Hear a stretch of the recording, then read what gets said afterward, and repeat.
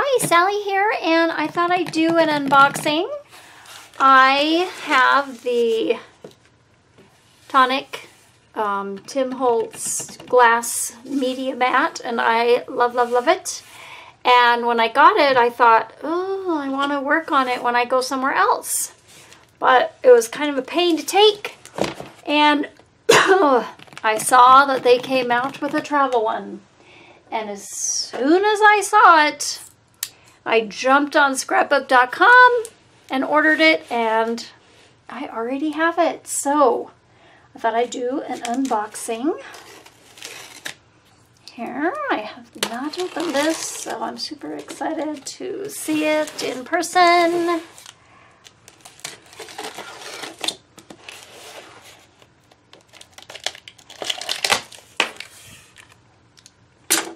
Ooh, there it is. Get that out of the way. Okay, here it is. Okay, it says it's 10 1/4 by 15 3/4, an 8 by 8 grid, and 5 1/2 by 7 1/2 mixing palette area. So that's gonna be this.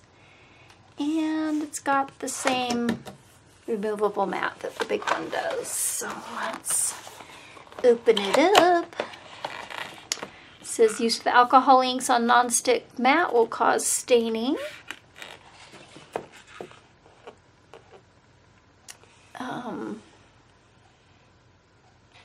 So is made from tempered glass and is to be used for a cutting surface only. Do not drop or hammer directly onto the glass surface. So as some of you know, when I made my die storage envelopes, I pounded the grommets on the mat. But I had a little rubber, like an anvil kind of thing, that I was hammering on, and the mat held up like a champ, no problem. So I do everything on here. I ink, I glue, I cut, and I mean, there's like some glue stuck on here that I need to clean off, but there's no cuts, no anything. So I just love this mat.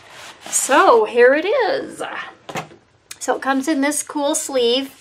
He said in his video that he got it dirty to begin with, so you don't need to worry about it if you get it dirty. So here it is. Ooh. So this just folds over like so. Oh, it's so cute. It's so cute. Okay, so here it is. It looks pretty much just like the big one. So I'll take this. And this little mat is so cute. It's tiny, and there's 12 of these little grids plus an area that's without the grids, so you can still have your pink colors and everything. Let's see how many are on the big one. There's 1, 2, 3, 4, 5. 1, 2, 3, 4, 5.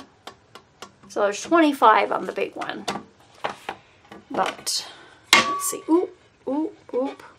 So it's still got the feet, so it's still going to be raised. And yeah, it's pretty much the same. Let's see. He said you can throw away this. So let me see. What did I do with my edge thing? Oops, sorry. Okay, so I have the tools, and so they still, looks like, still works just fine on the little one too. So there was a tip that he gave on when he was revealing this, that this has screws so you can adjust it. So if you know, this isn't completely square, then you can loosen the screws and adjust it and then tighten it back down so it will be perfectly square. So you don't need a square ruler or anything, because you can just use your grid and this tool. It has an edge, so it hooks on the edge like that, and you can move it and have it be this way, or even that way. But yeah, so it's got an 8 by 8 grid, and then it has, up here it has a centering, and on this side there's a centering, and it's got centimeters all the way around, and yeah, 1/4 inch marks in the center. So pretty much exactly like the big one. But now I can oops, I keep banging it. I can take it with me. Or if I want to craft in another room or something, you know, while I'm watching TV or whatever, then I can take it with. I'm so excited. And I'm glad it comes with this sleeve already. And so I can just put this in my craft scrapbook tote, and then I'll be ready to go when I go somewhere else. So I think it's still, you know, big enough to work on most of my scrapbook things, or, you know, most of the projects that I do. I do like to make 12 by 12 scrapbook pages, but generally if I need something, I'm working on something smaller that I'm gluing or something like that. So this will still work for me. So I am so excited. It was on sale on scrapbook.com, and with shipping it was around $38 for me. So totally worth it in my opinion. So very excited. So thanks for watching, and if you want this, I will leave a link in the description below to scrapbook.com where I got mine, and I appreciate you watching. Thank you.